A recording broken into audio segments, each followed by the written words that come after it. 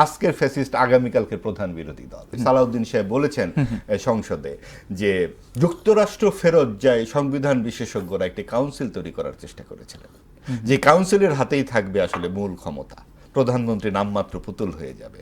এই মূল ক্ষমতা রাখার অনেক চেষ্টা কিন্তু আমরা অন্তর্বর্তীকালীন সরকারের বিভিন্নভাবে দেখেছি।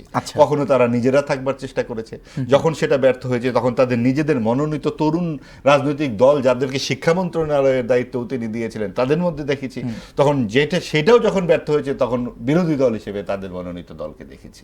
অর্থাৎ এই সব কিছুর মধ্যে এক ধরনের একটা ম্যাচ ফিক্সিংয়ের একটা ছাপ কিন্তু আছে। সেটা সবচেয়ে বড় প্রমাণ হচ্ছে আপনি যখন ফ্যাসিস্ট বলবেন, সেই ফ্যাসিস্ট কিন্তু এই বাংলাদেশে প্রথম আওয়ামী লীগ হয় নাই। এই ফ্যাসিজমের কবলে আমরা এর আগেও পড়েছি, সবচেয়ে বড় পড়েছি ৭১-এর মুক্তিযুদ্ধের সময়। পুরো জাতির বিরুদ্ধে যে জামাতে ইসলামী দাঁড়িয়ে গিয়েছিল তারাও কিন্তু রাজনীতি করার সুযোগ পেয়েছে, তারাও প্রধান বিরোধী দল হিসেবে সংসদে বসতে পারছে। অর্থাৎ আজকের ফ্যাসিস্ট আগামীকালকে প্রধান বিরোধী দল।